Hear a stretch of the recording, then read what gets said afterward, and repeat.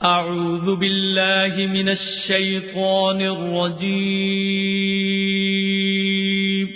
پناہ مانگتا ہوں میں اللہ کی شیطان مردود سے۔ بسم اللہ الرحمن الرحیم شروع اللہ کے نام سے جو بڑا مہربان نہایت رحم والا ہے۔ تو تاریخی حوالے بہت ملتے ہیں، آپ اس کو پڑھیں گے۔ تو یہاں تک ہم لوگوں کی بات آ کر کے رکی تھی، آغاز نہیں کیا ہے، آغاز اب کریں گے۔ تو دو بیچ میں سیشن ہوئے اور الحمدللہ بہت اچھے سیشن ہوئے۔ 6 جنوری کو جو سیشن تھا جس کا ریویژن ہم کر رہے تھے، اور یہیں سے پھر جوڑیں گے۔ اور پھر اس بیچ میں 15 کا اتوار کے دن کا جو ایڈیشنل سیشن تھا ڈاکٹر محمد اسلم پرویز صاحب کا، یہ قرآن اسلام کا مرجع اول قرآن مجید اور اس کا مطالبہ، یہ عنوان پھر سے آئے گا، کیونکہ انشاءاللہ اس کے بعد والے سیشن میں مکی زندگی بعثت کے بعد کی ہم پوری کر لیں گے، پھر مدنی زندگی اس کے بعد والے سیشن میں پورا کریں گے، کیونکہ یہ عنوان ایسا ہے جس میں اکثر ہم سیرت النبی کے جلسے میں کوئی تقریر ہو اس سے خالی ہو ہی نہیں سکتی، بلکہ ہم سب کا عقیدہ ہے کہ پوری دنیا کی ترقی مکے اور مدینے کی گلیوں سے نکل کے ہو ہی نہیں سکتی۔ پوری دنیا کی ترقی کے لیے نمونے اور عبرتیں موجود ہیں مکے اور مدینے کی گلیوں میں، تو ہر تقریر میں تقریباً اس سے گزرتے ہیں، تو عام طور پر ہم لوگ اس سے واقف ہوتے ہیں۔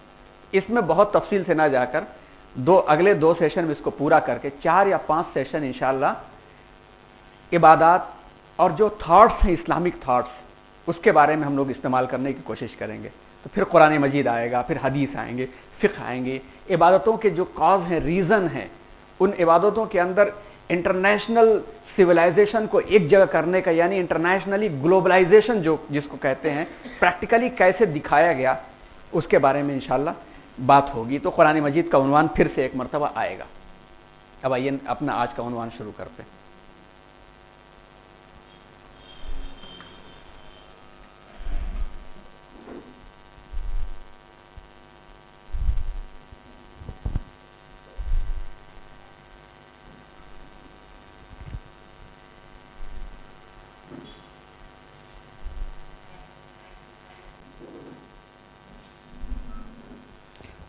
الحمدللہ رب العالمین والصلاة والسلام علی اشرف الانبیاء والمرسلین محمد وآلہ واصحابہ اجمعین۔ اللہم صلی علی محمد وآلہ واصحابہ اجمعین۔ اور حاضرین گرامی، آپ حضرات بھی ایک مرتبہ درود شریف پڑھ لیں، اس کے بعد سے بات کو پورا کیا جائے، اس لیے کہ یہ آغاز اس عظیم ہستی کے عنوان سے ہے جس پر درود بھیجنا ہم سب کے لیے باعث عز و شرف ہے، کیونکہ خود اس عظیم ہستی کا ہی فرمان ہے کہ من صلی علیہ صلاۃً صلی اللہ علیہ خمسن عشرن، کہ اللہ تبارک و تعالی نبی پر درود بھیجنے والے کے اوپر 10 رحمتیں نازل فرماتے ہیں اور 10 برائیاں اس کی مٹاتے ہیں۔ آج کا ہم لوگوں کا جو عنوان ہے وہ حضور اکرم صلی اللہ علیہ وسلم کی ابتدائی مکی زندگی۔ پچھلے عنوان کو ہم لوگوں نے ابرہہ کے عنوان پہ اور عام الفیل کے عنوان پہ لا کے چھوڑا تھا کہ عربوں کے ہاں ذہانت پر، اپنے ذہن پر اتنا زیادہ بھروسہ تھا اور یقیناً بھروسہ تھا کہ وہ اونٹوں کی 200 نسلیں یاد رکھتے تھے، تو اس لیے لکھنے اور پڑھنے کا رواج ان کے ہاں تعلیم میں نہیں شامل کیا جاتا تھا، تعلیم میں نہیں شامل کیا جاتا تھا جس کانسیپٹ سے آج تعلیم کو لیتے ہیں۔ تعلیم لکھنے اور پڑھنے کی وہ ایک ذریعہ ہے یاد رکھنے کی، تو جس کی میموری ہی اتنی اچھی ہو اس کو کیا ضرورت ہے لکھنے اور پڑھنے کی، یہ کانسیپٹ تھا عربوں کا۔ اسی لیے اپنے علاوہ دوسرے کو وہ اجمی کہا کرتے تھے کہ جن کی میموری پاور اتنی پاورفل نہیں ہے وہ یاد رکھنے کے لیے لکھنے اور پڑھنے کا سہارا لیتے۔ تو عربوں کے ہاں بھی کیلنڈر نہیں تھا، وہ بڑے واقعے سے کیلنڈر یاد رکھتے تھے۔ کوئی بڑا واقعہ ہوتا تو اس کے اتنے دن کے بعد یہ تذکرہ ان کی تاریخ میں ملتا ہے۔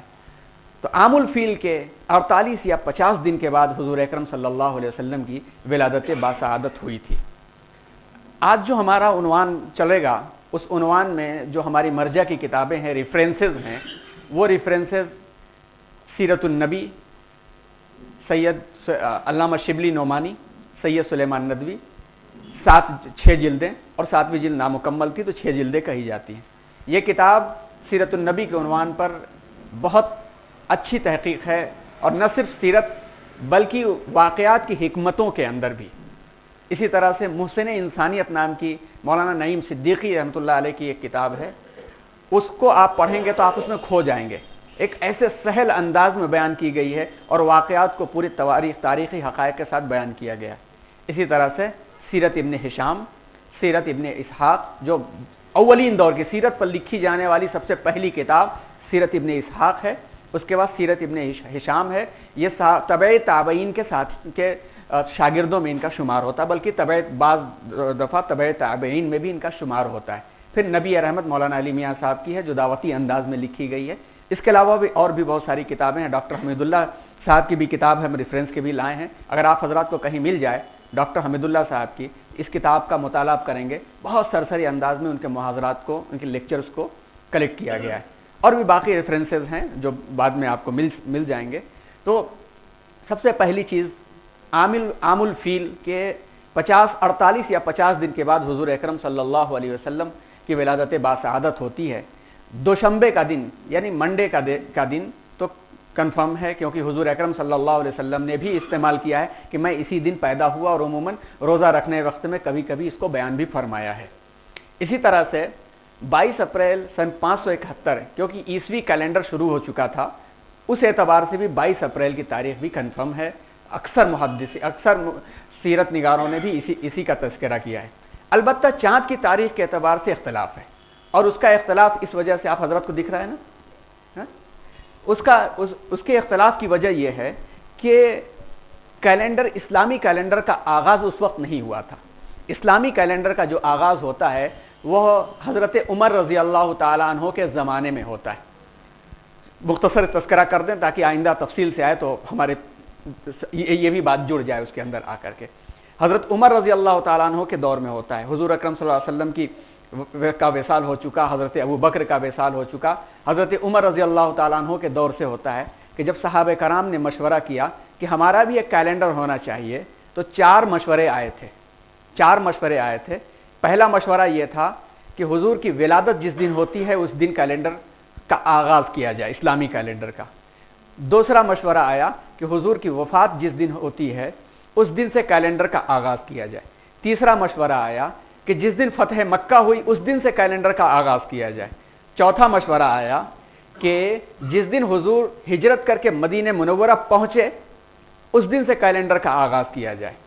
तो चारों मशवरों में पहले को रिजेक्ट इसलिए कर दिया गया, वो आप अल फारूक भी पढ़ेंगे, हज़रत उमर की सवानें पढ़ेंगे, उसमें और तफसीलात मिल जाएंगी। पहला मशवरा हुजूर की विलादत का इसलिए रिजेक्ट कर दिया गया कि चाँद की तारीखें 29 और 30 में तब्दील होती रहती हैं। कन्फर्म तरीके पर उस वक्त भी लोगों में इख्तलाफ था कि हुजूर 9 को पैदा हुए कि 10 को पैदा हुए कि 12 को पैदा हुए। ये इख्तलाफ उस ज़माने में ही था, तो वो कन्फर्म नहीं था, इसलिए उसको छोड़ दिया गया।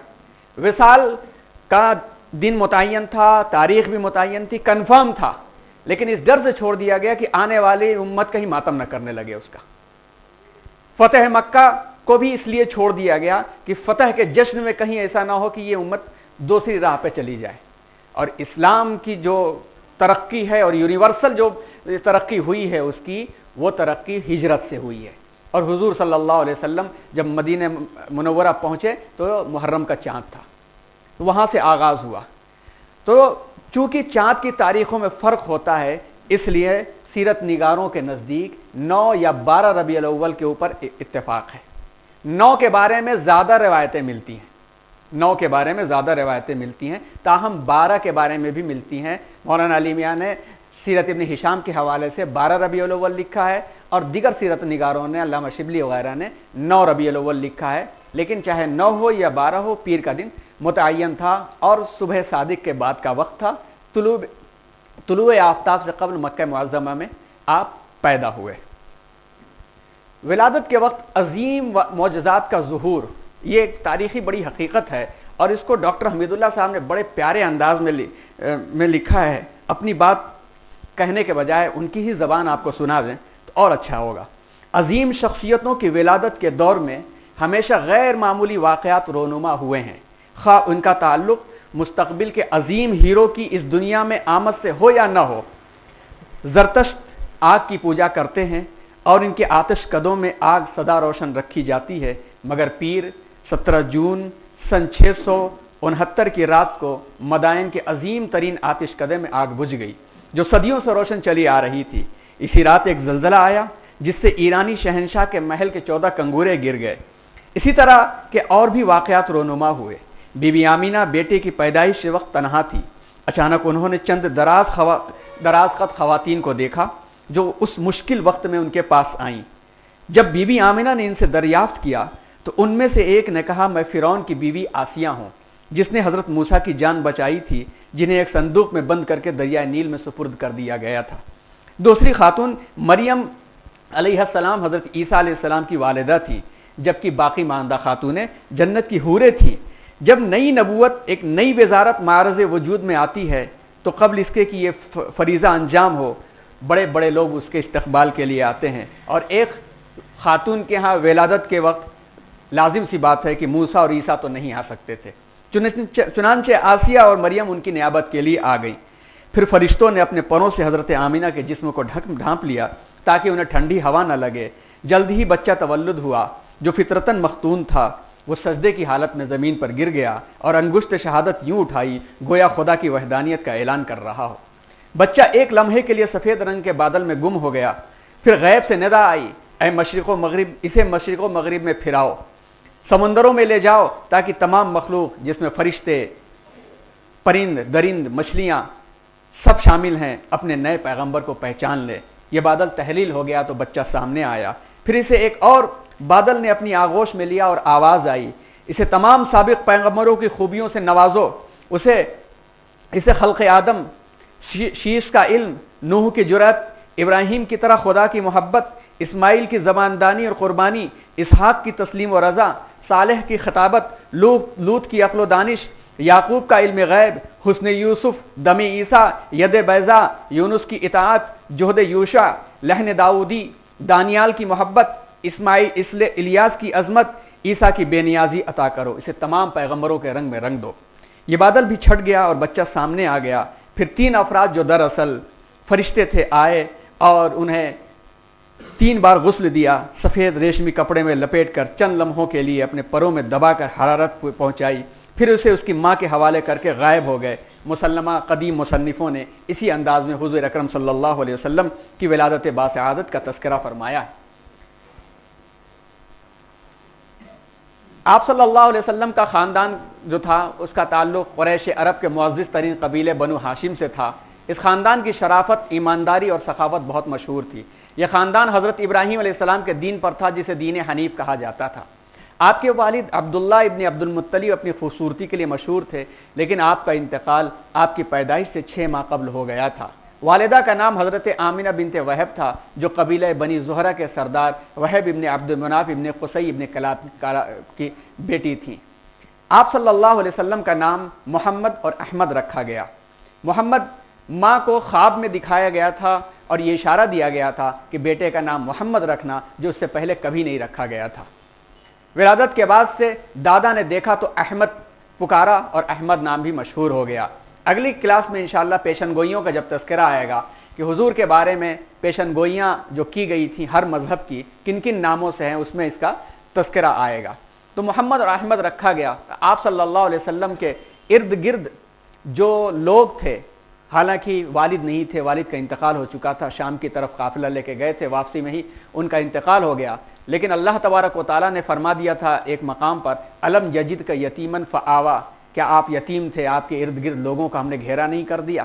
پیدائش سے اللہ رب العزت نے خیال رکھا، والد عبداللہ، والدہ آمنہ، چچا سب ابو طالب اور دادا عبد المطلب۔ تو سب سے پہلے عبد المطلب دادا نے پالا، اس کے بعد ان کا انتقال ہوا تو چچا ابو طالب نے پالا، پھر اللہ تبارک و تعالیٰ نے 3 رضائی ماؤں کا بھی انتظام کر دیا۔ فوراً پہل صوبیہ جو ابو لہب کی باندی تھی، انہوں نے دودھ پلایا، بعد میں احمد یہ گود کھلایا کرتی تھیں، حضرت آمنہ کی باندی تھیں، خادمہ تھی، انہوں نے بھی دودھ پلایا، اور حضرت حلیمہ سعدیہ ان کو تو یہ سعادت 2 سال کے لیے ملی اور حضور صلی اللہ علیہ وسلم تا حیات ان کی قدر فرماتے رہے۔ رضا مکے کا ماحول تھا کہ اس ماحول میں بچہ جیسے پیدا ہوتا تو کچھ دنوں کے بعد اس کو دیہات کے ماحول میں بھیج دیتے تاکہ شہر کے آلودہ ماحول سے بچہ بچ کر کے دیہات کی شستہ زبان سیکھے، وہاں کی پاک فضا کے اندر اپنی زندگی گزارے، وہاں کا عام ماحول تھا۔ تو حضور اکرم صلی اللہ علیہ وسلم کا بھی یہی معاملہ ہوا، اور ایک موقع پر آپ صلی اللہ علیہ وسلم نے ارشاد فرمایا تھا، ادبنی ربی فاحسن تأدیبی وربیت فی بنی سعد، کہ مجھے میرے رب نے بہترین تربیت دیا ہے، بہترین ادب سکھایا ہے، اور میری پرورش بنو سعد کے قبیلے میں ہوئی۔ اس عنوان پر اور بھی بات آئے گی جب نبی امی کا تذکرہ ہوگا، اور پوری تفصیل کے ساتھ یہ بات آنی چاہیے کہ معاشرے میں اس کے بارے میں بھی بہت ساری خلش پائی جاتی ہے ذہن میں کہ ہم اردو عربی کے جملے کو اردو میں کبھی ٹھیٹھ زبان میں تذکرہ کرتے ہیں تو نعوذ باللہ کبھی کبھی زبان سے یہ استعمال کر لیتے ہیں کہ حضور اکرم صلی اللہ علیہ وسلم نعوذ باللہ جاہل تھے۔ یہ بالکل غلط ترجمہ ہے، اور اس کا ترجمہ کیا ہونا چاہیے لفظ امی کا انشاءاللہ کسی اور وقت پر جب اس کا سلسلہ آئے گا تو اس کی تفصیلات سامنے آئیں گی۔ تو خود آپ نے فرما دیا کہ مجھے میرے رب نے سکھا دیا، پڑھا دیا، تو دنیاوی استاد کی کیا ضرورت ہے پھر۔ ولادت کے بعد والدہ نے دودھ پلایا، چند ایام صوبیہ اسلمیہ ام ایمن نے بھی یہ سعادت حاصل کی۔ اس کے بعد عام دستور کے مطابق دایا تلاش کی گئی، چنانچہ آپ کو دودھ پلانے کے لیے حلیمہ بنت ابو ذؤیب کو مقرر کیا گیا، اور آپ کے رضائی باپ کا نام حارث ابن عبد العزہ ہے، اور آپ کا قبیلہ بنو سعد ہے۔ بچپن کے اہم واقعات: ولادت باسعادت ہوئی سن 571 میں، اور اس کے بعد کچھ دنوں تک ماں کے پاس رہے، پھر اس کے بعد حلیمہ سعدیہ کے پاس چلے گئے۔ تو حلیمہ سعدیہ کے پاس جب گئے تو اس کی بھی ایک تفصیلات آتی ہیں کہ جب حلیمہ سعدیہ اپنے سہیلیوں اور ساتھیوں کے ساتھ مدینے کی طرف جب انہوں نے رخ کیا تھا، اس وقت بڑے سخت حالات تھے، اور ہم سب جانتے ہیں کہ جزیرۃ العرب کے اس علاقے کے اندر مستقل پانی کا نظم نہیں ہے۔ بارش ہو گئی تو پانی تھوڑا جمع ہو گیا، اور بارش ختم تو سب کچھ ختم ہو جاتا ہے۔ وہی سخت حالات تھے، اور ان سخت حالات میں آپ سوچئے اپریل میں پیدائش ہوئی تو مئی اور جون میں کیا سخت حالات ہوں گے۔ جو حج اور عمرے کو جو لوگ جا چکے ہیں، وہ اب تو بہت ساری سہولیات ہیں، جب کچھ سہولت نہیں تھی تو کیا حالات رہے ہوں گے ہم اندازہ کر سکتے ہیں۔ تو سختی کے حالات میں اور قحط سالی کے حالات میں یہ خواتین نکلیں، اور اس میں حلیمہ سعدیہ ذرا غریب بھی تھیں، ان کے پاس کوئی زیادہ سرمایہ نہیں تھا۔ اٹھنی بھی دبلی، ساتھ میں جو گدھی لے کر کے چلی تھی وہ بھی بوجھ اٹھانے سے نہ قاصر، گھروں میں بکریوں کے تھنوں میں دودھ نہیں، چراگاہوں میں گھاس نہیں، اس تنگی کے عالم میں آئی تھی، اور پہلے پہنچ کر کے دیگر سہیلیوں نے بڑے بڑے گھروں کے بچے لے لیے، جن کے ماں تھے، جن کے باپ تھے، جن سے کچھ ملنے کی امید تھی، مگر یہ در یتیم تھے، ان سے کسی کو ملنے کی امید نہیں تھی، کسی نے ان کی طرف توجہ نہیں کیا۔ بعد میں جب کوئی بچہ نہیں بچا تو حلیمہ سعدیہ کو یہی ملے، بالآخر اپنے شوہر کی اجازت کے بعد بھی نہیں سے ہاں تو ہوگا، اس بچے کو لے لیا۔ وہ انوار و برکات آئے کہ ان کی اونٹنی اس نور نبوت والے بچے کو پا کر کے اس تیزی سے چلی کہ سب سے آگے نکل گئی۔ بکریوں کے تھنوں میں اتنا دودھ آیا کہ حارث دودھتے پریشان کی، بچوں دودھ ختم کیوں نہیں ہو رہا ہے۔ اس طرح کے بے شمار انوار و برکات اس پورے علاقے میں اس طرح سے آ گئے کہ سب کو چرچا ہو گیا کہ حلیمہ ایک ایسا بچہ لے کر کے آئی ہے جو بچہ اپنے ساتھ پوری رحمت و برکت لے کر کے آیا ہے۔ یہ تفصیلات بھی آپ در یتیم ایک کتاب ہے ماہر القادری کی، علامہ ماہر القادری کی ایک در یتیم کتاب ہے، آپ پڑھیں تو یقیناً دل اچھل کے آ جاتا ہے سینوں سے باہر کہ کیا انداز تھا، اور کیا اللہ کے رسول صلی اللہ علیہ وسلم کی عزت تھی اور رحمت اور برکتیں تھیں۔ خیر ان تفصیلات کو آپ چاہیں تو وہاں پر آپ پڑھ لیں۔ جب 2 سال کے ہو گئے تو عموماً 2 سال کے بعد بچوں کو واپس پھیر دیا جاتا تھا۔ اب اتنا زیادہ برکت اور رحمت حضور کے قدم سے مل رہی تھی کہ حلیمہ واپس چاہتی نہیں تھی کہ میں واپس کروں، لے کے آئیں، اور کچھ دنوں کے بعد یہ بہانہ بنا کر کے کہ یہاں پر وبا پھیلی ہوئی ہے، مرض ہے، کچھ دن میں بھی رکھ لوں، بہانے سے واپس لے کے چلی جاتی تھی۔ لیکن ایک دن ایسا ہوا کہ ان کے جو رضائی بھائی تھے، حضور اکرم صلی اللہ علیہ وسلم کی ہم عمر ایک رضائی بھائی تھے، وہ دوڑے ہوئے آئے کہ والدہ اور والد کو پکارتے ہوئے کہ محمد کو کچھ لوگوں نے پکڑ کر کے ان کا سینہ چاک کر دیا۔ اب یہ دوڑے ہوئے گئے کہ بھائی دوسرے کا بچہ ہے، اب کیا حالت ہوگی۔ ہوا یہ تھا کہ فرشتے آسمان سے آئے تھے، حضور صلی اللہ علیہ وسلم کے سینے مبارک کو ایک مرتبہ یہ چاک کیا گیا، اور ایک مرتبہ معراج سے پہلے چاک کیا گیا۔ سینے مبارک کو چاک کر کے فرشتوں نے زمزم اس کو کوثر کے پانی سے، جنتی پانی سے غسل دے کر کے دوبارہ وہیں پر سی دیا تھا، تاکہ دنیاوی غلاظتوں سے اور گندگیوں کی جگہ بھی اس میں نہ رہے اور وہ پاک و صاف رہے۔ تو یہ فرشتے تھے اور فرشتے آ کر کے یہ کام انہوں نے کیا تھا۔ تو یہ جب خواتین اور ان کے والد دوڑے ہوئے آئے تو دیکھے حضور آرام سے مسکرا رہے ہیں، اور اس دور میں اپنے بھائی کے ساتھ جو کھیلتے تھے، بکریاں بھی اس وقت تھیں۔ یہاں پر بات کہتے ہوئے چلیں کہ آپ صلی اللہ علیہ وسلم نے بکریوں کی چرانے کی سنت پر بڑا عمل کیا ہے، اور تمام نبیوں کی یہ سنت ہے کہ اللہ تبارک و تعالیٰ نے بکریاں چروائی ہیں۔ یہاں سے ایک بات بہت اہم نکل کر کے آتی ہے کہ اسلام نہ صرف انسانی حقوق بلکہ جانوروں کے حقوق کو بھی اتنا ہی مقام دیتا ہے، اتنا ہی مقام دیتا ہے۔ اور تمام نبیوں سے بکریاں خاص طور پر چروائی گئیں کہ بکری جو دو شکر کے ساتھ کھا لیتی ہے، احتجاج نہیں کرتی ہے، اور ایک انسان اس سے انس اور محبت سیکھتا ہے۔ تو حضور صلی اللہ علیہ وسلم نے بھی بکریاں چرائیں۔ اس واقعے کے بعد وہ پریشان ہو گئے کہ پتہ نہیں کیا معاملہ ہے، بچہ کہیں ہمارے ہاتھ سے نکل نہ جائے، تو آ کر کے مدینہ منورہ پہنچا گئیں، اور اس وقت حضور صلی اللہ علیہ وسلم اپنی والدہ کے ساتھ کچھ ماہ رہے۔ آپ اپنے ان کو لے کر کے نانیحال مدینہ منورہ کی جانب گئیں، تو مدینہ جانتے ہی ہیں کہ اس کا نام یثرب تھا۔ یثرب کا مطلب بیماریوں کی آماجگاہ، ایسا ماحول اور موسم وہاں کا تھا۔ جی مدینہ حلیمہ سعدیہ حضور کو لے کے مکہ آئیں، اور حضرت آمینہ مدینہ لے کر کے گئی۔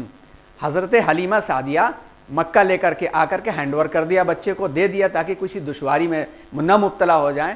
تو کچھ دنوں کے بعد حضرت آمینہ حضور کو لے کر کے اپنے سسرال یعنی حضور کے ننیحال لے کر کے آئیں، اور مدینہ جیسا کہ ہم سب کو معلوم ہے کہ اس کا نام یثرب تھا، اور وہ بیماریوں کی آماجگاہ تھا۔ وہیں پر حضرت آمینہ کی بھی طبیعت خراب ہوتی ہے، اور حضرت آمینہ کا انتقال ہو جاتا ہے۔ حضرت ام ایمن نے کچھ دنوں کو سنبھالا، اور اس کے بعد پھر لا کر کے دادا کے سپرد کر دیا، اور دادا نے حضور اکرم صلی اللہ علیہ وسلم کی پرورش کرنی شروع کی۔ لیکن دادا کا بھی 6 اور 8 سال کے درمیان میں انتقال ہو جاتا ہے۔ دادا کا نام عبد المطلب تھا، جن کا تذکرہ پچھلی مرتبہ تفصیل کے ساتھ آ چکا ہے۔ یہ سعادت آتی ہے چچا ابو طالب، جو کہ حضرت عبداللہ کے خاص بھائی تھے، یعنی ایک ماں ایک باپ سے ابو طالب، ان کے سپرد آتی ہے۔ ابو طالب اپنے اس بھتیجے کو ساتھ ساتھ رکھتے ہیں، اور یہ بزنس مین تھے، تجارت کے لیے آتے جاتے تھے۔ 9 سال کی عمر میں پہلا سفر شام کا کیا، اور شام میں جیسے ہی داخل ہوئے تو چونکہ شام جیسا کہ اس کے پہلے کے نقشے میں بات آئی کہ وہاں پر عیسائیت کا غلبہ تھا، تو بحیرہ نام کا ایک راہب تھا جو عیسائی پادری تھا، اور اس نے حضور اکرم صلی اللہ علیہ وسلم کو دیکھا تو ان کے بارے میں مستقبل کی نشانیاں بتا کے کہنے لگا کہ ان کے اندر نبی آخر الزماں کی نشانیاں نظر آ رہی ہیں، آپ اسے شہر میں نہ لے جائیں ورنہ یہودی نقصان پہنچا سکتے ہیں اسے۔ یہ کہہ کر کے بحیرہ راہب نے جب کہا تو حضرت ابو طالب واپس لے کے آ گئے۔ آپ دیکھیے طرفہ تماشا دنیا کا کہ ایک 9 سال کا بچہ بحیرہ عربی زبان سے اتنا اچھا واقف نہیں تھا، کیونکہ اس کی مادری زبان عربی نہیں تھی، وہ ٹوٹی پھوٹی زبان میں وہ کمیونیکیشن کرتا تھا۔ تھوڑے وقت میں صرف دیکھ کر کے اس نے ایک دعوت کیا تھا، جو مکے سے تجارت کے قافلے آئے تھے، اسی دعوت میں نظر پڑ گئی تھی، حضرت ابو طالب لے کے واپس ہو گئے۔ مگر اورینٹلسٹ جو یورپین مصنفین ہیں، آتھرس ہیں، انہوں نے اس کو بنیاد بنا کر کے کئی مرتبہ اپنے من کی بھڑاس نکالنے کی کوشش کی کہ بحیرہ نے حضور کی تربیت کی اور قرآن ان کے دماغ میں بھر دیا۔ یہ بھی ایک تفصیلات ہیں جو تھاٹس کے عنوان کے اوپر آئیں گی۔ حضور اکرم صلی اللہ علیہ وسلم 9 سال کی عمر میں گئے وہاں پر، اور تھوڑے لمحے کے بعد واپس آ گئے۔ اسی درمیان میں 11 اور 12 سال کے عمر میں ایک جنگ چھڑی مکہ مکرمہ میں قبیلوں کے درمیان میں۔ یہ مکے والوں کی ایک خاصیت تھی کہ ایک تو صاف دل تھے، وہ کسی سے محبت بھی کرتے تھے ٹوٹ کے کرتے تھے، نفرت بھی کرتے تھے تو بہت جوش کے ساتھ نفرت کرتے تھے۔ 2 واقعات، 2 جنگیں بڑی مشہور ہیں۔ ایک حرب بسوس بہت مشہور ہے، ایک حرب فجار، اس میں حضور صلی اللہ علیہ وسلم کی شرکت بھی ہوئی۔ حرب بسوس پہلے ہو چکی تھی۔ حرب فجار میں حضور صلی اللہ علیہ وسلم کا جو قبیلہ تھا وہ حق پر تھا۔ آپ نے خود فرمایا کہ میں تیر اٹھا کر، میں چھوٹا بچہ تھا، تیر اٹھا کر کے میں اپنے چچا کو دیتا تھا، تو حرب فجار میں آپ کی شرکت ہوئی تھی۔ حرب بسوس کیا ہے؟ حرب بسوس عربوں کی صاف دلی اور صاف دل کے اوپر جو چیز اثر کرتی ہے، بہت تیز اثر کرتی ہے، اس کا نتیجہ تھی۔ حرب بسوس 2 خاندانوں کی ایک ایسی لڑائی تھی جو 40 سال تک چلی تھی۔ 40 سال تک چلی تھی. اور وجہ کیا کہ کمپٹیشن میں دو خاندان کی اونٹنیوں میں جو کمزور خاندان تھا اس کی اونٹنی نے بڑے خاندان کی اونٹنی کو ہرا دیا. بس اسی معاملے کو لے کر کے جنگ چلی. تو 40 سال تک جنگ چلی تھی اور کتنے لوگوں کا اس کے اندر نقصان ہوا تھا. یہ جنگ پہلے ہو چکی تھی. حضور صلی اللہ علیہ وسلم کی جو شرکت ہوئی وہ حرب فجار میں ہوئی. اب آئیے حضور اکرم صلی اللہ علیہ وسلم کی عمر مبارک 20 سال سے آگے متجاوز ہوتی ہے. 20 سال کی جو عمر تھی, اس 20 سال کی عمر میں بچے کی زبان سے سچائی, شرافت اور نور یہ لوگوں کو ایک تو متوجہ بھی کر رہا تھا. اور اس دور میں زیادہ تر وقت آپ کا بکریاں چرانے میں اور رفادہ اور سقایا میں گزرا. رفادہ اور سقایا بنو ہاشم کا وہ کارنامہ ہے حاجیوں کی خدمت کے لیے. حاجیوں کو کھانا کھلانا, پانی پلانا, ان کی خدمت کرنا اس خاندان کی شان سمجھی جاتی تھی. یہی لفظ آج سعودی گورنمنٹ نے اپنے لے لیا ہے. خادم الحرمین الشریفین جو اپنے آپ کو کا جو لقب لیا ہے وہ یہیں سے ہے, کیونکہ حرم شریف کی خدمت ایک بہت بڑا اعزاز سمجھا جاتا تھا. تو حضور صلی اللہ علیہ وسلم معاشرے میں رفادہ اور سقایا سے جڑے رہے اور جڑ کر کے معاشرے کے لوگوں میں سچائی اور امانتداری ان کی بڑھتی چلی گئی. 20 سال کی عمر کے بعد ایک حلف الفضول نام کا بہت بڑا پیکٹ ہوا, بہت بڑا معاہدہ ہوا. بلکہ اس حلف الفضول کو آج بھی, حالانکہ ابھی اسلام کی دعوت نہیں شروع ہوئی تھی, مگر اس میں بھی بہت بڑا سبق ملتا ہے. کیونکہ آپ صلی اللہ علیہ وسلم نے فرمایا کہ میں عبداللہ ابن جدعان, یہ فرمان مدینہ منورہ کے وقت کا ہے, میں عبداللہ ابن جدعان کے مکان پر ایک ایسے معاہدے میں شریک ہوا کہ مجھے اس کے عوض سرخ اونٹ بھی پسند نہیں. سرخ اونٹ کا مطلب معلوم ہے, آج کے زمانے کی مرسیڈیز. سرخ اونٹ اس زمانے میں 35 ہزار درہم کا ملا کرتا تھا. آج کے زمانے کی مرسیڈیز کی مثال لے لی جائے تو تقریباً قریب کی ہو جائے گی.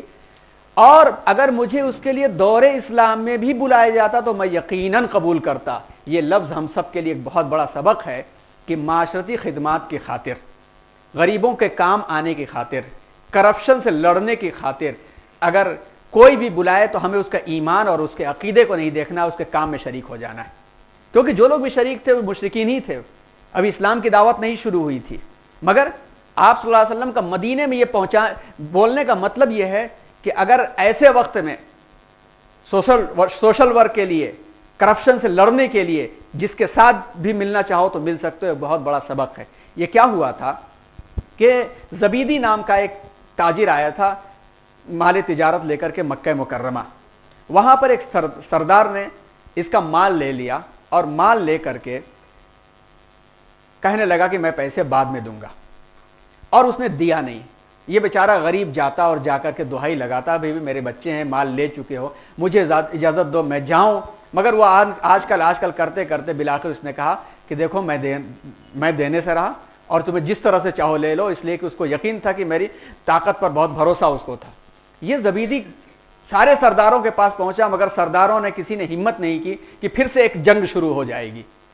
تو اس نے پہاڑی پر چڑھ کر کے آواز لگائی, اور اس آواز میں مکہ مکرمہ کے وہ لوگ تھے جو فطرتاً سلیم الطبع تھے, اچھے مزاج کے لوگ تھے, وہ لوگ شریک ہوئے.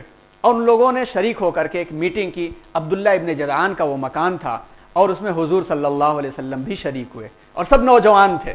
اور حلف الفضول یہاں پر جو 3 لوگوں نے کام کا آغاز کیا تھا, جو لوگوں نے کنونسنگ کی تھی, ان کے نام فضل تھے. تو 3 فضل کی جمع ہے فضول. یہ فضل کا مطلب ایکسلنسی, بلیسنگ, اچھائی, یہ بھی معنی آتا ہے.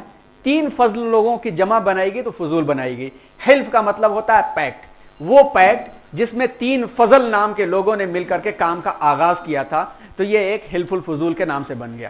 وہاں پر ان نوجوانوں نے جمع ہو کر کے اس دور کی تاریخ میں پہلا یہ کام کیا تھا کہ ہم سب مل کر کے باہر سے آنے والے تاجروں کی تجارت کی حفاظت کریں گے, تاکہ وہ محفوظ ہوں گے تو مال تجارت آرام سے فریکوینٹلی چیزیں آئیں گی اور ٹریڈ اور بزنس ایزی ہو جائے گا. ورنہ لوگ باہر کھڑے ہو کر کے دام لگا کر کے لے لیا کرتے تھے, اور معلوم ہوا کہ شہر میں پہنچا نہیں اور اس کو اٹھا کر کے اسٹور کر لیا. جب لوگوں کی نیڈس بہت بڑی تو بہت زیادہ دام بڑھا کے بھیج دیا. اسلام نے بعد میں اس کو حرام بھی قرار دیا ہے. جہش کا لفظ اسلام نے استعمال کیا ہے کہ اسلامک لا میں, اسلامک شریعت کے اندر جہش منع ہے. جہش کیا ہے جہش اس کو کہتے ہیں کہ مثال کے طور پر سری رنگا پٹنہ سے ایک تاجر اپنا مال لے کر کے چلا میسور کی منڈی میں بیچنے کے لیے، تو منڈی میں سب کے لیے اویلیبل ہوتا ہے نا، بھائی دھنیا کوتمیر ہے تو ہو سکتا ہے 5 روپے کا ایک کٹا مل جائے، ممکن ہے 2 روپے کا بھی ہو سکتا ہے، یہ سارے فلیکچویشنز ہوتے ہیں۔ مگر ایک شخص نکلتا ہے یہاں سے، جا کر کے کلستواڑی میں کھڑا ہو جاتا ہے اور اسے کہتا ہے بھائی تم کہاں یہ مال لے کر کے جا رہے ہو، کتنے میں تم بیچو گے، پتہ نہیں وہاں کا ماحول اچھا ہے نہیں ہے، بکے نہ بکے، ایسا ہے کہ تم مجھے یہ مال مجھے دے دو، پیسہ لے لو۔ اور یہ مال لے لیتا ہے، اور مال لینے کے بعد وہ مارکیٹ سے اس مال کو غائب کر دیتا ہے اور روک لیتا ہے، اور مارکیٹ کے رخ کو دیکھتا ہے کہ کوتمیر جو 2 روپے کٹا مل رہی تھی 15 روپے ہو گئی، تو اس کو لا کر کے بیچتا ہے، بہت کما لیتا ہے۔ یہ اصل میں دھوکہ ہے پوری سوسائٹی کے ساتھ، اسلام میں اس کو ناجائز قرار دیا گیا۔ تو یہاں پر آغاز یہیں سے ہو گیا تھا۔ حضور اکرم صلی اللہ علیہ وسلم نے پہلا کام جو کیا، اور اس کا فخر بھی فرمایا کرتے تھے، یہ بھی ہم سب کے لیے ایک سبق ہے۔ پھر اس کے بعد معیشت و تجارت کے میدان میں حضور صلی اللہ علیہ وسلم ایکٹیو طور پر آ جاتے ہیں، اور وہ دور ہے یہ 24 سال کا دور۔ آپ صلی اللہ علیہ وسلم بچپن سے 24 سال تک اپنے چچا ابو طالب کے ساتھ تجارت میں شریک رہے۔ اب ابو طالب ضعیف ہو چکے تھے اور بارے تجارت ان کی طاقت سے باہر تھا۔ حضور صلی اللہ علیہ وسلم نے 24 سال کی عمر میں پہلی مرتبہ آزادانہ تجارت کی۔ آپ کی سچائی و امانتداری کے چرچے تھے ہی، لہذا اس وقت کی مشہور تاجرہ خدیجہ بنت خویلد نے آپ پر اعتماد کر کے آپ کے ذریعے انویسٹ کیا۔ فرسٹ ٹائم کسی نوجوان پر جس کا پورا ایکسپیرینس بھی نہ ہو انویسٹمنٹ کوئی کرنا نہیں چاہتا، مگر ان کی 2 اچھائیاں ایسی تھی، سچائی اور امانتداری، اس کی وجہ سے انہوں نے انویسٹ کیا۔ پھر اس کے بعد معیشت و تجارت کے میدان میں حضور صلی اللہ علیہ وسلم ایکٹیو طور پر آ جاتے ہیں، اور وہ دور ہے یہ 24 سال کا دور۔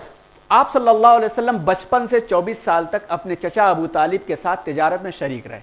اب ابو طالب ضعیف ہو چکے تھے اور بارے تجارت ان کی طاقت سے باہر تھا۔ حضور صلی اللہ علیہ وسلم نے 24 سال کی عمر میں پہلی مرتبہ آزادانہ تجارت کی۔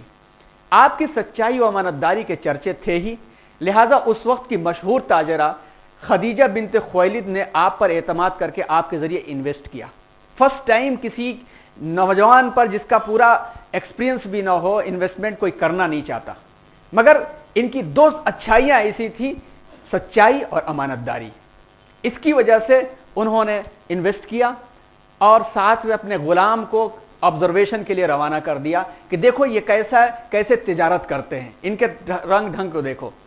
پہلے ہی سفر میں آپ صلی اللہ علیہ وسلم نے توقعات سے بڑھ کر منافع دیا، ساتھ ہی غلام نے آپ کے فضل و کمال کی جو داستان بیان کی، یہی بات آہستہ بڑھتے بڑھتے حضرت خدیجہ ان کے خاندان کے لوگوں میں آ گئی کہ یہ یتیم ان کا کوئی نہیں ہے اور سچے ہیں، امانتدار ہیں، دولت اگر ان کے ہاتھ میں آئے گی بھی تو یہ دوسروں کو خرچ کر دیں گے، اپنے لیے نہیں استعمال کریں گے، انہی سے شادی کا پیغام دیا جائے۔ یہیں سے آغاز ہوا تھا۔ آپ نے علاقہ شام میں متعدد تجارتی اسفار کیے۔ آپ عام طور پر شام کی طرف تجارت کے لیے کافی جایا کرتے تھے، اسی طرح سے یمن کی بھی منڈی میں آپ کی شرکت ہوا کرتی تھی۔ اور یہ ایک بڑا اہم پوائنٹ ہے، اہم نقطہ ہے کہ اگر ڈاکٹر حمید اللہ صاحب جو کہ بہت بڑے محقق جانے جاتے ہیں، آپ لوگ شاید جانتے ہوں گے، 26 زبانیں آتی تھیں ان کو، 10 زبانوں پر لکھ سکتے تھے، بول سکتے تھے، پڑھ سکتے تھے۔ اور ڈاکٹر حمید اللہ صاحب جو دکن کے رہنے والے تھے، فرانس کو مسکن بنا لیا تھا، ان کے خطبات بھاولپور، اگر کسی کو اسلامک تھاٹ کے اوپر اگر ریسرچ لیول کا کام کرنا ہے، پڑھنا ہے، تو خطبات بھاولپور اس کو پڑھنا چاہیے۔ خطبات بھاولپور، اور انگلش میں بھی بے شمار ان کی کتابیں ہیں، ڈاکٹر حمید اللہ آپ سرچ کریں گے تو آ جائے گا۔ ان سرچ آف سولیس کے نام سے بھی ان کی بایوگرافی ہے جو پڑھی جا سکتی ہے۔ تو ڈاکٹر حمید اللہ صاحب نے یہاں پہ بڑی اہم بات لکھی ہے کہ یہاں پر عمان کے ایک انٹرنیشنل بزنس میلے میں بھی آپ کی شرکت ہوئی تھی، اور اس مقام پر اہل ہند اور چین جو کہ کشتیوں سے آتے تھے ان کی بھی شرکت ہوئی تھی، ان کے ساتھ بھی حضور صلی اللہ علیہ وسلم کا ٹرانزیکشن ہوا تھا، حضور صلی اللہ علیہ وسلم کا ٹرانزیکشن ہوا تھا۔ اور اہل ہند اور چین کے لوگ جو اس وقت ترقی پر تھے، جس انداز سے ان کا سماج تھا اور جس انداز سے ہندوستان کا لین دین اور تجارت کے جو معاملات تھے، ہند یعنی لکھنے پڑھنے کا اور جو سسٹم ان کے پاس تھا، تو آپ صلی اللہ علیہ وسلم کی ملاقاتیں وہاں ہوئی تھی۔ کیونکہ مدینہ منورہ کی بعض اقوال سے پتہ چلتا ہے کہ آپ نے رجال الہند کا بھی لفظ استعمال کیا ہے کہ یہ کون لوگ ہیں جو رجال الہند کی طرح دکھ رہے ہیں، یعنی یہ کون لوگ ہیں جو ہندوستانیوں جیسے نظر آ رہے ہیں۔ تو ڈاکٹر حمید اللہ لکھتے ہیں کہ عین ممکن ہے کہ اسی مناسبت سے آپ صلی اللہ علیہ وسلم نے فرمایا ہوگا کہ اطلبوا العلم ولو کان بالصین، کہ علم سیکھو چاہے تمہیں چائنا ہی کیوں نہ جانا پڑے۔ حالانکہ یہ سندن حدیث ضعیف ہے۔ یہاں پر ایک اور اشارہ کرتے چلیں جس کی تفصیل اور بعد میں آئے گی کہ کسی حدیث کو کا لفظ ضعیف جب استعمال کیا جاتا ہے تو نعوذ باللہ آقا کا کوئی قول ہرگز کمزور نہیں ہو سکتا۔ حدیث کو بیان کرنے کا ایک سلسلہ ہوتا ہے جس کو چین کہتے ہیں، جس کو اسماء الرجال کہتے ہیں، یعنی انہوں نے سنا ان کی پوری بایوگرافی اسماء الرجال کے نام سے 5000 سے زیادہ لوگوں کی لکھی ہوئی ہے۔ تو ایک حدیث حضور صلی اللہ علیہ وسلم سے لے کر کے امام بخاری تک آئی، اس میں 15 لوگ ہیں، وہ 15 کے 15 لوگ موسٹ آتھینٹیکیٹڈ لوگ ہیں، بہت ہی ثقہ لوگ ہیں۔ اس حدیث کو صحیح حدیث کہہ دیا جاتا ہے، متواتر، مشہور، صحیح، حسن، یہ سارے الفاظ استعمال کیے جاتے ہیں۔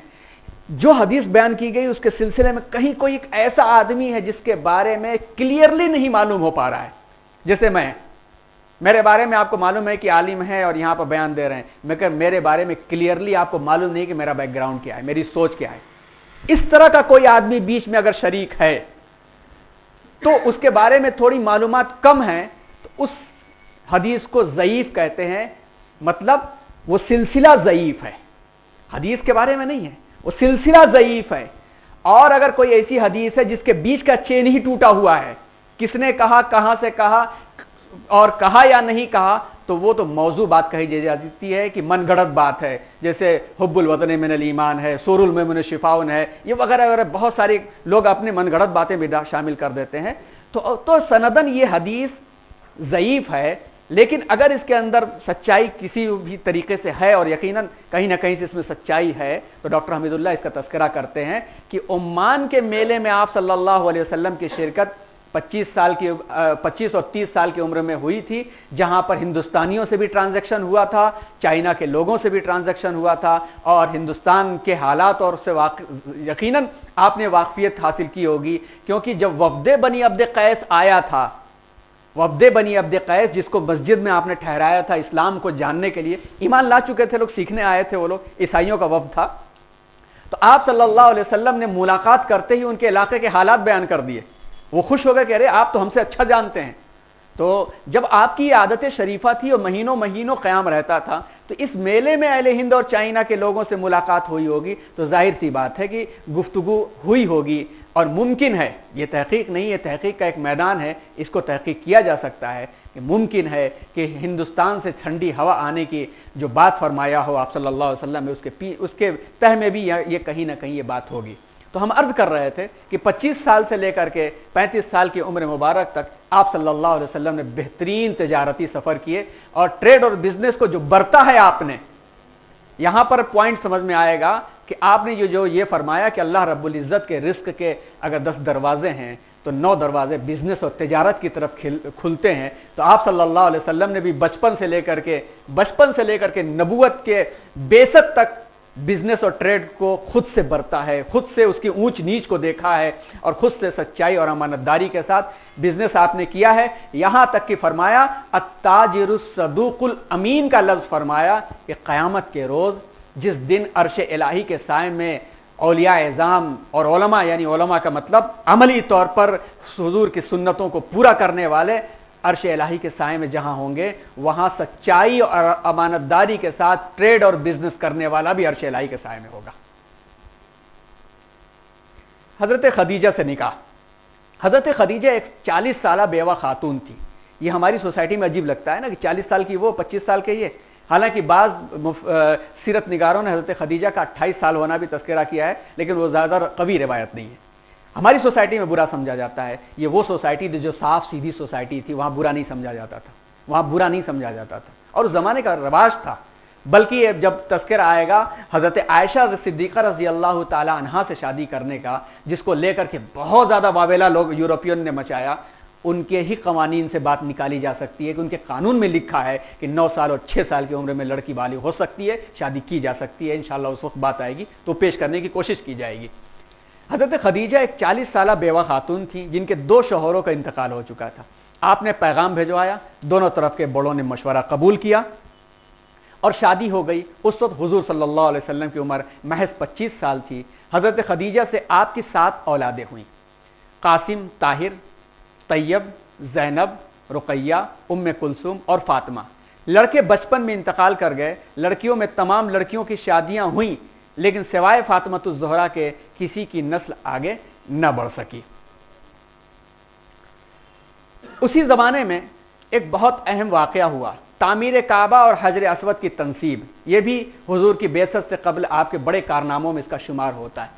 سن 605 میں حضور کی ولادت، سن 571 سن 605 میں ایک طوفان آیا جس میں پہلے کسی چنگاری سے خانہ کعبہ میں آگ لگ گئی، پھر طوفانی بارش کے سبب پوری عمارت گر گئی. حضور کی عمر مبارک 35 سال کے قریب تھی. اہل مکہ نے اس کی تعمیر کا ارادہ کیا اور اس کی چھت کے لیے بندرگاہ یمن کے ساحل پر ایک تباہ شدہ جہاز کی لکڑی بھی خرید لائے. بنیادوں کو جب کھودا گیا تو اندر سبز رنگ کے پتھر نظر آئے جو کہ حضرت ابراہیم کے وقت کے تھے. اسی کے اوپر تعمیر شروع کی گئی لیکن سامان کم پڑ گیا، اسی لیے ایک تجویز پیش کی گئی کہ ایک صحن بنا کر چھت چھوڑ دی جائے تاکہ ہر آدمی کو خانہ کعبہ کے اندر آنے کا موقع مل سکے. وہی حصہ آج حتیم کہلاتا ہے. حتیم کا جو حصہ ہے یہ اسی وقت کی تعمیر تھی. حالانکہ حضور صلی اللہ علیہ وسلم نے ارادہ فرمایا تھا کہ میرا ارادہ ہے کہ میں اس کو ملا کر کے تعمیر کروں، مگر اللہ رب العزت کی مشیت یہی تھی ان کا ہر بندہ اس کے اندر جا سکے. اللہ نے اس کو بیچ میں تعمیرات کئی ہوئیں، کئی مرتبہ گرائی گئیں. تاریخ کا جب واقعہ آئے گا، حجاج ابن یوسف کا، عبداللہ ابن زبیر کا واقعہ، تو یہ واقعات اور بھی آئیں گے. لیکن حتمی طور پر جو چیز باقی رہی وہ حتیم باقی رہی اور ہر شخص خانہ کعبہ کے اندر یعنی حضرت ابراہیم علیہ السلام کی تعمیر ہے اس کے بعد جا سکتا ہے. وہ یہ اللہ کی طرف سے یہ ایک نظام ہے. یہ جو فوٹو ہے یہ 1940 کی. آپ لوگ جو 1940 میں جو باشعور رہے ہوں گے وہ جانتے ہوں گے 1940 میں ایک سیلاب آیا تھا، لوگوں نے تیر کے طواف کیا تھا. یہ فوٹو اس وقت کی اوریجنل فوٹو ہے، 1940 والی فوٹو ہے. لیکن مسئلہ اس وقت پیچیدہ ہو گیا جب حجر اسود کی تنصیب کا موقع آیا.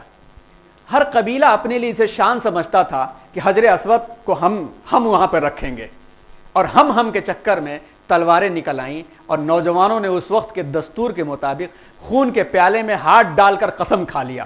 سب سے بڑی قسم کہی جاتی تھی، یعنی نوجوانوں نے خون کے کٹورے میں ہاتھ ڈال دیا تو خون لیں گے یا خون دیں گے، اس کے علاوہ کوئی سمجھوتا نہیں ہوتا تھا. یہ آخری بات ہوا کرتی تھی اس زمانے کی، خون کے کٹورے میں ہاتھ ڈال کر کے قسم لینا.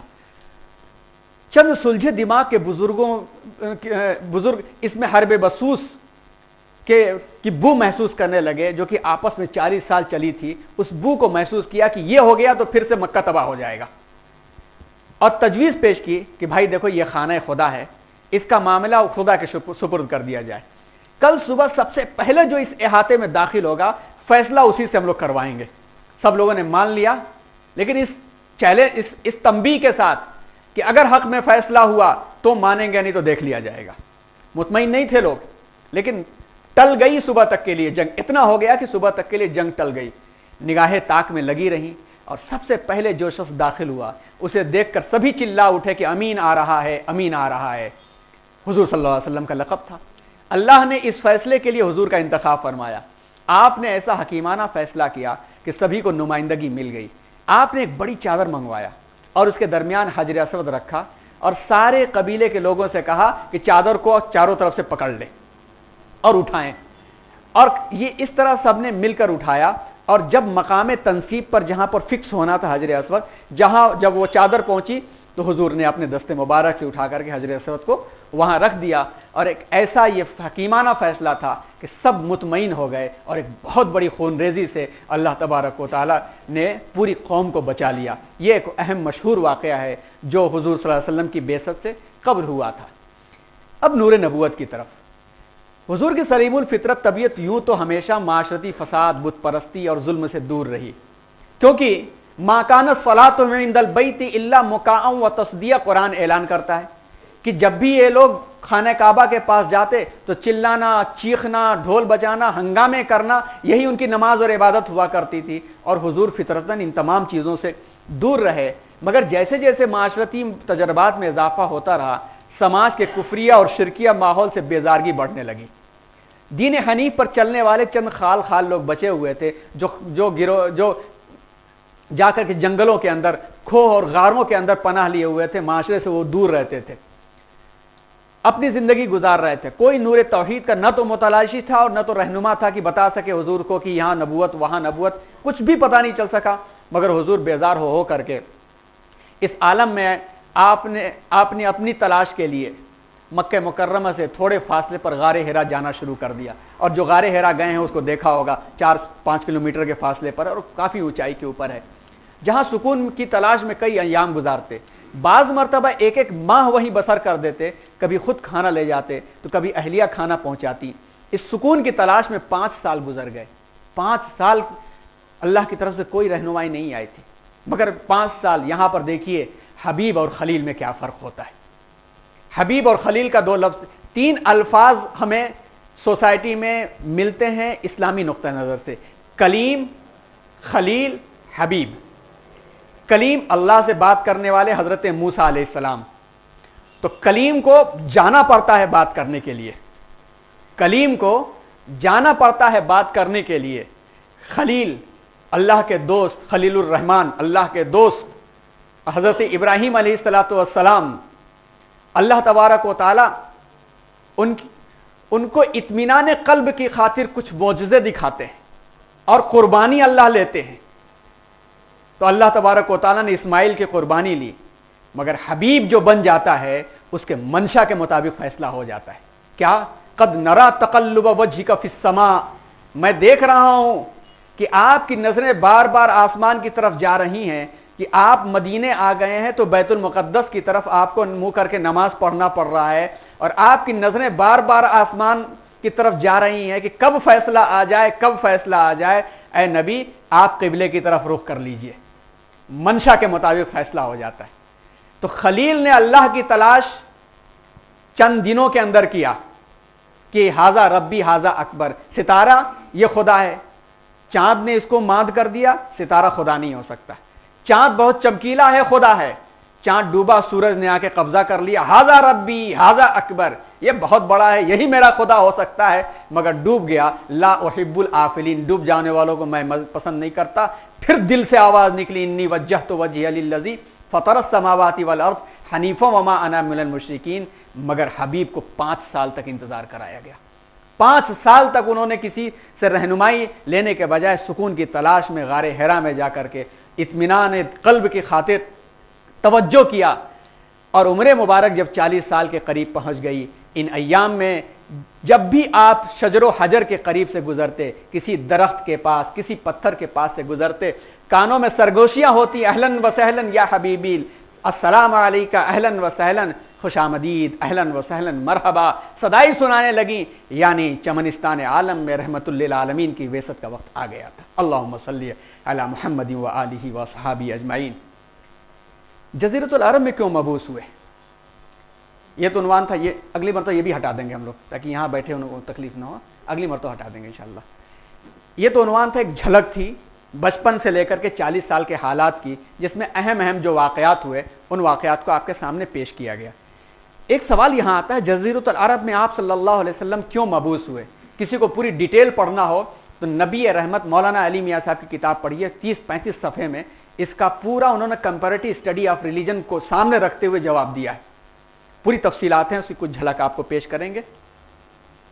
سب سے پہلی چیز کہ انسانیت فطرت کے مطابق، نیچرل انسانیت جہاں جہاں جی سکتی ہے، آپ اسکیل اٹھائیے اور اس نقشے کو لیجئے جو سچائی کے ساتھ بنایا گیا ہے۔ دنیا کا جو نقشہ بہت مشہور ہے، اس میں کئی نقشے سچائی کے ساتھ نہیں بنائے گئے۔ اس کی ریسرچ ہم کو پیش کیا جناب منصور صاحب نے، جو Orange County California Los Angeles میں، جن کے ساتھ ہماری ملاقات ہوئی۔ جب وہاں گئے تو انہوں نے پوری کلاس لیا اس کے اوپر، پورے گروپ کی، ہم لوگوں کی، اور انہوں نے دکھایا کہ دنیا کے نقشوں میں بہت سارے علاقے ایسے ہیں جن کو زیادہ لمبا دکھایا گیا ہے، کچھ کو چھوٹا دکھایا گیا۔ تو تو دنیا میں نقشے بھی پوری طرح سے یقین کے ساتھ بہت سارے نہیں ہیں، جن نقشوں کو آپ جغرافیکل طور پر جج کر کے آپ ان کو نکالیں، اور فطرتاً انسانیت جہاں جی سکتی ہے، فطرتاً کا مطلب کسی ذریعے سے نہیں، وہاں سے آپ اسکیل اٹھائیے تو خانہ کعبہ تقریباً آپ کو سینٹر میں دکھے گا۔ فتوبہ الیہ کبابل عتیق حوالیہ من کل فج عمیق، یہ ہر طرف سے جڑ کر کے لوگ آ سکتے ہیں۔ ایک بات تو یہ، دوسری بات چونکہ خانہ کعبہ بنا کر کے ہی یہیں سے ہی شروع ہو گیا تھا کہ یہیں پہ نبی آخر الزماں کو آنا ہے، جو پوری ہمیشہ رہتی دنیا کے لیے ایک مرکز رہے۔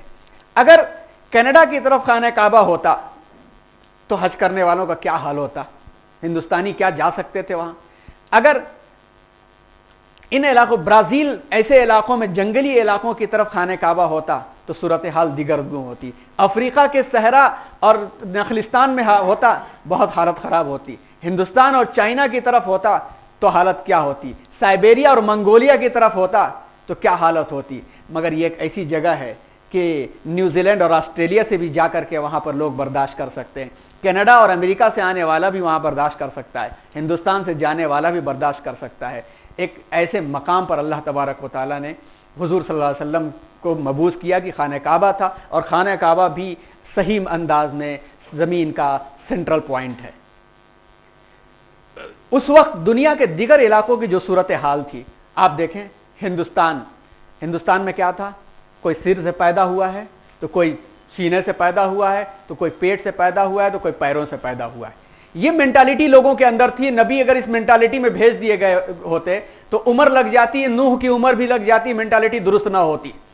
مولانا ابوالکلام آزاد رحمۃ اللہ علیہ نے کہا تھا نا کہ اگر ہندوستان کے ہندو قوم کی تنگ ذہنی اور مسلم قوم کا اپنے رہنماؤں پر شک ختم ہو جائے تو اس قوم سے بڑھ کے کوئی نہیں ہے، مولانا ابوالکلام آزاد رحمۃ اللہ علیہ نے کہا تھا۔ تو اس جگہ پر اگر حضور صلی اللہ علیہ وسلم کی بعثت ہوتی تو عرصہ دراز گزر جاتا اس اونچ نیچ کے نظام کو درست کرنے، اور ایسے مقام پر جہاں پر پجاریوں سے زیادہ دیوتاؤں کی تعداد کس کو ختم کرتے، گھٹیوں میں پلی ہوئی چیزیں تھیں اور بسی ہوئی چیزیں تھیں۔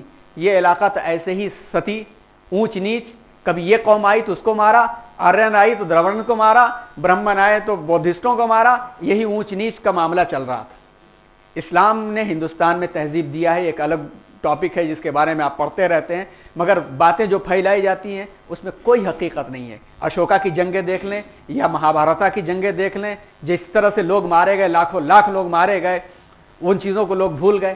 یہ اونچ نیچ کا نظام یہاں کا جو چلا، اس اونچ نیچ کے نظام نے آج تک بھی ہمواریت پیدا ہونے نہیں دیا۔ وہ تو اسلام ہے جس نے لوگوں کو ایک جگہ کر رکھا ہے۔ اسلام کے دونوں پہلوؤں میں خیر ہے، ایک اسلام کا مثبت پہلو جب مسلمان طاقت میں تھے، اگر اس مثبت پہلو کو دعوتی انداز میں کام کیا گیا ہوتا تو آج کوئی نہ ہوتا، سب ہم ہوتے۔ لیکن منفی پہلو آج لوگوں کے اندر ہے، تو اونچ نیچ کے باوجود بھی ایک چرپائی پر لوگ بیٹھے ہوئے ہیں کہ ایک چرپائی سے ہٹیں گے تو مسلمان آگے آ جائے گا، اور ہم الیکشنوں کے ذریعے بھی مسجدیں الگ کر رہے ہیں۔ یہود و نصارہ دنیا نے دیکھ لیا، آپ نے یوٹیوب پہ چلی گئی بات نا، اس کو دنیا دیکھ رہی ہے۔ آپ جائیے اس کے نیچے کے کمنٹس کے اوپر جائیے، دنیا سے کمنٹس آ رہے ہیں۔ ہم سب کی ذمہ داری ہے کہ ہم چاہے کسی بھی مسلک کے ہوں بھائی، کہ یہ کام نہ ہونے دیں، اپنا معاملہ اپنے گھر میں حل کر لیں۔ یوٹیوب پہ گیا تو دنیا اس کو دیکھ کر کے ایک اس کو مثال بنا رہی ہے۔ اللہ بچائے ہم سب کو۔ یہود و نصارہ ان کی تفصیلات تو آ گئی نا، کہ ان کا معاملہ یہ تھا کہ یہود تو نحن ابناء اللہ واحباہ کہہ کر کے، ہم اللہ کی اولادیں کہہ کر کے اپنے آپ کو سرخرو کر لیا تھا انہوں نے۔ نصارہ نے تو چند سالوں کے بعد حضرت عیسیٰ علیہ السلام کی تعلیمات کو ملیامیٹ کر کے تین خدا بنا رکھے تھے۔ یہاں پر حضور آتے تو کس کو درست کرتے؟ معاملہ ان کو سنبھالتے معاملے کہیں سے کہیں اور نکل جاتے۔ اور مغرب اقصیٰ بھی پردے خفا میں تھا، نہ امریکہ ڈسکور ہوا تھا، نہ تو کینیڈا ڈسکور ہوا تھا، وہاں کس قسم کی قوم پائی جاتی تھی، وہاں بھیج دیے گئے ہوتے تو وہاں سے تہذیب آتے آتے دنیا ایک بہت بڑے دور میں داخل ہو چکی ہوتی۔ یورپ کا تاریخ دور چل رہا تھا، یورپ کا زبردست تاریخ دور چل رہا تھا، اور اتنے زیادہ ظالم لوگ تھے کہ اسلام تو ایسے شخص کو جو معاشرے میں کینسر کی مانند ہو اور پوری طرح سے حکم ثابت ہو چکا ہو تو یکلخت گردن اڑا دو، یہ حکم دیتا ہے، مگر وہ بھوکے شیروں کے سامنے لوگوں کو ڈال دیا کرتے تھے، چیرے پھاڑو کھاؤ، لوگ تالیاں بجاتے تھے۔ یہ یورپ تھا، اسلام کی روشنی نے ان کو ترقی دیا۔ یورپ کا تاریخ دور تھا، اس تاریخ دور میں کہاں سے کام کو شروع کیا جاتا؟ جو چیزیں تھیں اس کے بعد کے علاقوں میں روم، یونان، فارس کی تہذیب فلسفے کی تنگیوں کے اندر تھی، فلسفے کی موہ شگافیوں کے اندر تھی. تو یہ سب چیزیں تہیں دبی ہوئی تھی، مگر اس کے مقابلے میں اہل عرب کی تخت دل صاف اور سادہ تھی. سیدنا اسماعیل علیہ السلام کے بعد منظم آبادی کے بعد اب تک کوئی نبی یہاں نہیں آیا تھا. کسی نبی کی شریعت پہلے سے نہیں تھی کہ لوگ کہہ سکیں کہ اسی نبی کی شریعت کو انہوں نے زندہ کر دیا. عیسائیت کے علاقے میں جاتے حضور تو لوگ کہتے کہ بائبل کی چیزوں کو نقل کر دیا انہوں نے، انجیل کی چیزوں کو نقل کر دیا. ہیرو کیتو اور یہاں پر ہندوستان کے معاملات میں کہتے کہ ویداس کی چیزیں اٹھا لیا. لوگ دعویٰ کرتے، مگر یہاں پہ کچھ نہیں تھا. کسی آسمانی کتاب کا گزر نہیں ہوا تھا. قرآن کو شفاف رکھ کر کے ایسے شخص کی زبان مبارک سے نکلوانا تھا جو تحریری طور پر نہیں جانتا تھا پڑھنا لکھنا. انسانی فطرتوں، خوبیوں، خامیوں کے تحت ان کی زندگی گزرتی تھی. فطری طور پر تھے کیونکہ کوئی کلچر نہیں تھا، کوئی سماج نہیں تھا، جھوٹ کا معاملہ ان کا نہیں تھا، سخاوتوں کے معاملے ان کے اندر تھے، ہمدردیاں ان کے اندر تھیں. اور اس کو معلوم کرنا ہو تو کبھی ریلوے اسٹیشن میں چھٹیوں کے موسم میں بہار اور آسام اور اڑیسہ جانے والی جنرل بوگی کے پاس آپ کھڑے ہو جائیں، پتہ چل جائے گا. ٹرین کے پاس کھڑے ہو جائیں، اس سے بھی بڑا سبق ملتا ہے. اے سی ڈبے میں چڑھا ہوا شخص یہیں پر کیا کھا رہا ہے بغل والے کو کچھ پتا نہیں، وہ کہاں جا رہا ہے. 3 دن کے سفر میں بات چیت تک نہیں ہوتی ہے. اس کے بعد سلیپر کوچ میں آؤ تو تھوڑا سا کمی ہوتی ہے. اس جنرل ڈبے میں جس میں 50 لوگ مشکل سے بیٹھ سکتے ہیں، 500 لوگ سفر کرتے ہیں اور کھاتے پیتے خوش ہو کے سفر کرتے ہیں کہ سفر ختم ہوتے ہوتے کئی رشتے بن جاتے ہیں، کئی رشتے جڑ جاتے ہیں. ایک دوسرے کا خیال رکھے، ایک گیا تو دوسرے کا پانی لے کے آیا، ایک نے ایک کی جگہ رکھا، ایک کھڑا ہے تو ایک بیٹھا ہے اس نے کھڑا کر دیا. یعنی جب لوگوں کے دلوں کے اوپر مادیت اور تہذیب و تمدن کی گرد نہیں رہتی ہے تو سب مل جاتے ہیں. یہی حال تھا اہل عرب کا. اس کے علاوہ کسی شاہی قیادت کے بغیر ان کی زندگی تھی. شاہی قیادت نہیں تھی. گوتم بدھ کا دیکھیے، بادشاہ کے بیٹے. راما کا دیکھیے، بادشاہ کے بیٹے. کرشنا کے دیکھیے تو شاہی خاندان. اور اس کے علاوہ ادھر کی طرف چلے جائیں، ہر طرف تہذیب و تمدن اور کلچر کی لوگ کہہ سکتے تھے کہ یہ چیزیں آئی تھیں. کوئی بادشاہت بھی نہیں تھی. ایک ایسا شخص جس کا کوئی پرسان حال نہیں تھا کہ دودھ پلانے والی بھی نہیں لے جانے کو تیار تھی، ایسے علاقے کے اندر اللہ تبارک و تعالیٰ نے بھیجا تھا. منظم تہذیب و تمدن بھی ان کے اندر نہیں تھا. تو سب سے بہترین موقع یہی تھا کہ یہیں سے نئی ڈسک رائٹ کی جائے، اور جو نئی ڈسک رائٹ ہوگی اس کی کاپی بنا کر کے دے دی جا سکتی ہے. جیسا کہ بات کا آغاز کرنے سے پہلے ہم نے مثال دیا تھا کہ ان کی مثال بالکل نیو ڈسک کی مانند تھی. دوسروں کی مثال کلیئر کرتے کرتے زمانہ گزر جاتا. ممکن تھا کہ ڈسک میں کبھی کبھی وائرس رہ جاتا ہے یا کبھی کبھی انڈیکس فائل رہ جاتی ہے جو پوری چیز کو کرپٹ کر سکتی ہے، کنورٹ کر سکتی ہے. یہ ان کی مثالیں ایسی تھی کہ جن کو صاف کرنا بہت مشکل تھا، وقت لگتا، انسانی طور پر مشکل تھا. اللہ تو کن فیکون سے کام کر دیتے ہیں، مگر انسانوں کا معاشرہ اللہ انسانوں کے ہاتھ چلواتے ہیں، انسانی ضرورتوں تقاضوں کے مطابق چلاتے ہیں. مگر عربوں کا معاملہ یہ تھا کہ بالکل ڈسک ایسی کلیئر تھی کہ جو چیز لکھی جائے گی گہری نقش چھوڑے گی. اور یہی ہوا کہ گہرے نقش چھوڑے گئے. 40 سال تک سوسائٹی میں رکھ کر کے اللہ تعالیٰ نے اپنے نبی کو دکھا دیا یہ انسان ہے، یہ کوئی فرشتہ نہیں ہے، یہ انسان ہے. انسانوں کے بیچ میں رہ کر کے فرشتوں سے اعلیٰ مقام رکھ سکتے ہیں. اور صداقت اور سچائی اور امانت داری ان کا ایسا ہے کہ جن پر تم اتنا بھروسہ کر رہے ہو کہ نبی نبوت کا اعلان بھی کر دیا، ان کی بات کو نہیں مان رہے ہو مگر ان کے گھر میں سامان رکھ رہے ہو. اس لیے کہ تمہیں یقین ہے کہ یہ شخص جھوٹا نہیں ہو سکتا، یہ شخص غلط نہیں کر سکتا. یہاں تک کہ حضرت سفیان جو سب ایمان نہیں لائے تھے، جب ہرقل کے دربار میں گئے تو اس نے بھی پوچھا تھا، بلا کے پوچھا تھا. جب خط آیا تھا بلا کے پوچھا تھا کہ بھئی ان کے بارے میں بتاؤ، اخلاق کے بارے میں. کہا تو ان سے اچھا کوئی نہیں ہو سکتا. تو یہ اس ماحول کے اندر حضور صلی اللہ علیہ وسلم کے پرورش کر کے پھر بعثت دی گئی اور یہ پیغام ساری دنیا تک گیا. حسن یوسف دم عیسیٰ ید بیضا داری. آپ یوسف کا حسن آپ کے اندر ہے. دم عیسیٰ، عیسیٰ اللہ کے حکم سے مردوں کو کی مسیحائی کیا کرتے تھے. آپ کے اخلاق اور کردار سے مرتی ہوئی انسانیت زندہ ہو گئی. ید بیضا داری، موسیٰ بغل میں ہاتھ ڈالتے تھے تو روشن ہو جایا کرتا تھا. آپ کا رخ انور ہی اتنا روشن ہے کہ صحابہ کرام کو ہجوم جمع ہو گیا. آنچ خوبہ ہمدارن کی تو تنہا داری. سب جتنے بھی خوبیاں نبی رکھتے ہیں ساری خوبیاں آپ کے اندر ہیں.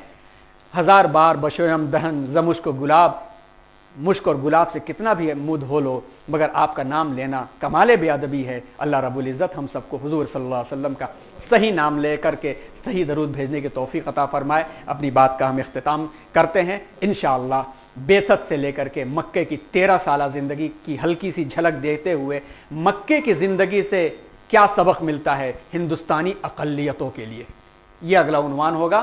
یعنی ہم ہندوستان میں مائنورٹی اپنے آپ کو کہتے ہیں، حالانکہ ہم سیکنڈ میجورٹی ہیں۔ حضور اکرم صلی اللہ علیہ وسلم نے مکہ مکرمہ کی زندگی میں 13 سال جو دعوت دیا، اس سے اس مائنورٹی کے لیے کیا سبق ملتا ہے، یہ اگلا عنوان ہوگا۔ اسی پر بات کو پورا کرتے ہیں۔ 5 منٹ میں کسی اور کو کوئی وضاحت بڑھانی ہو، کوئی رہنمائی دینی ہو، کوئی سوال پوچھنا ہو، آپ سوال پوچھ سکتے ہیں۔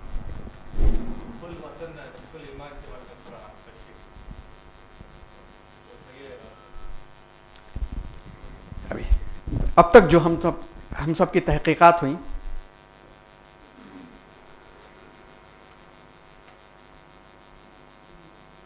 ان تحقیقات کے مطابق سندن یہ الفاظ حضور صلی اللہ علیہ وسلم سے کہیں سے ثابت نہیں ہے۔ اگر آپ اور مزید چاہیں گے تو ہم اس حدیث کے جو سند کی تحقیق کرنے والے جتنے بڑے حضرات ہیں، ہم پوری لسٹ آپ کو دے دیں گے۔ سندن یہ الفاظ حضور اکرم صلی اللہ علیہ وسلم سے کہیں سے بھی ثابت نہیں ہے، اس لیے کہ اسلام کے بھی مزاج کی یہ خلاف ہے۔ اسلام باؤنڈریز پر یقین نہیں رکھتا ہے، باؤنڈریز پر یقین نہیں رکھتا ہے۔ اسلام کی نظر میں وطنیت نہیں ہے کہ یہ میرا وطن ہے تو میرا ہی ہے اور کسی کا نہیں ہو سکتا، کوئی نہیں آ سکتا، کوئی نہیں جا سکتا۔ خلفائے راشدین کے دور میں بھی یہی معاملہ رہا ہے۔ حضرت عمر رضی اللہ تعالیٰ عنہ کا دور سب سے عظیم ترین دور کہا جاتا ہے، یعنی خلافت راشدہ کے اندر، کہ اسکندریہ سے لے کر کے بلوچستان تک کا پورا علاقہ جو آج بھی اسلامی مملکت کا حصہ ہے، وہ ان کی مملکت کا حصہ تھا۔ مگر جو آج قانونی پیچیدگیاں ہوتی ہیں کہ یہاں کی تجارت تو وہاں ٹیکس تو وہاں یہ چیزیں، ایسا کچھ بھی نہیں تھا۔ اس مزاج کے خلاف بھی یہ لفظ مقولہ ہے، حدیث نہیں کہیں اس کو، بہتر ہے یہ مقولہ ہے، اور حضور اکرم صلی اللہ علیہ وسلم سے یہ الفاظ ثابت نہیں ہے۔ ہاں، اس کے تہ میں وطن کی محبت ایمان کا تقاضا ہے۔ اس کے 2 مفہوم نکلتے ہیں۔ ایک تو یہ ہے کہ میرا علاقہ زندہ باد باقی مردہ باد، بالکل اسلامی اس کے خلاف ہے۔ دوسرا یہ ہے کہ جس علاقے میں ہم رہتے ہیں وہ اس علاقے کا ہمارے اوپر حق ہے، وہ قربہ میں سے ہیں، پڑوس کی نوعیت سے حق، اس زمین پر رہتے ہیں وہ بھی ہمارا پڑوس اور قربہ میں سے ہے۔ قرآن اس کے بارے میں ہمیں ہدایت دیتا ہے، احادیث ہدایت دیتی ہیں کہ آپ ان حق کو ادا کیجئے۔ یہ اسلام کا مطلب ہے۔ اس مطلب میں حضور اکرم صلی اللہ علیہ وسلم کے بہت سارے اقوال ہیں۔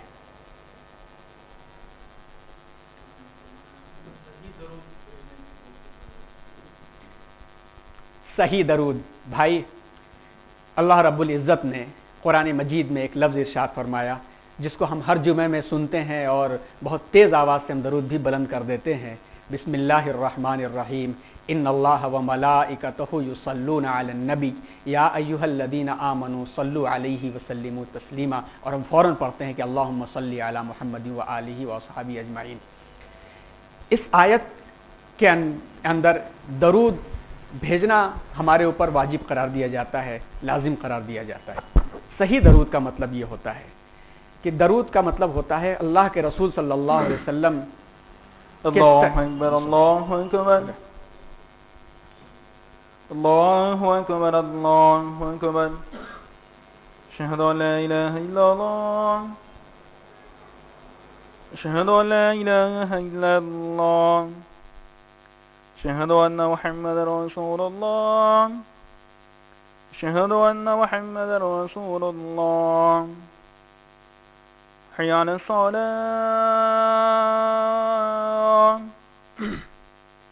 حی علی الصلاة،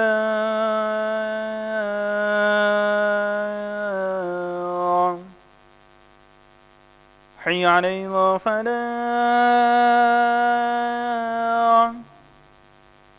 حی علی الفلاح،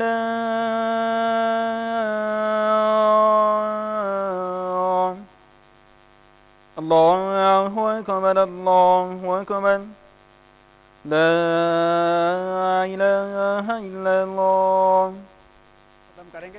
صحیح درود کا مطلب دل اور زبان عقیدت کے معاملے میں ایک ہو جائے۔ اور دل اور زبان جب عقیدت کے معاملے میں ایک ہو جائے گی تو کسی کام کو کرنے سے پہلے ہم یہ دیکھیں گے کہ اللہ کے رسول صلی اللہ علیہ وسلم کی پسند اس میں کیا تھی.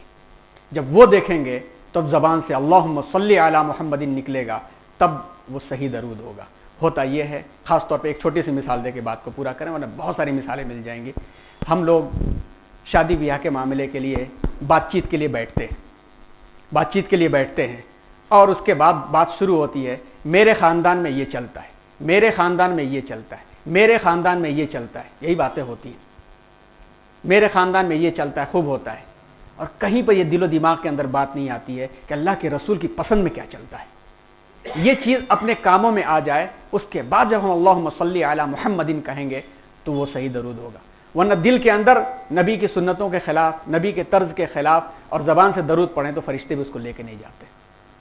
اللہ ہم سب کو توفیق عطا فرمائے. شکریہ, جزاک اللہ. انشاءاللہ اگلا سیشن 3 فروری بروز جمعہ 3 فروری کو ہوگا اور 7 بجے سے شروع کریں گے. عشاء کی نماز تھوڑی آگے بڑھا دیجیے گا, اس لیے کہ مغرب کی نماز آگے جا رہی ہے. 7 بجے سے انشاءاللہ سیشن شروع ہو جائے گا. اور ہم یہ کرتے ہیں کہ مغرب کی نماز جو لوگ یہاں پڑھتے ہیں, جن کو پچھلی باتیں کچھ ریوائز کرنی ہو, مغرب کی نماز یہاں پڑھا کیجیے, تاکہ مغرب کے بعد جو 10 منٹ ملتا ہے اس میں ریویژن کر لیتے ہیں. 7 بجے سے ایگزیکٹ انشاءاللہ شروع ہوگا اور عنوان ہوگا حضور اکرم صلی اللہ علیہ وسلم کی بعثت کے بعد مکی زندگی اور اقلیتی قوموں کے لیے اس سے سبق. انشاءاللہ. جزاک اللہ.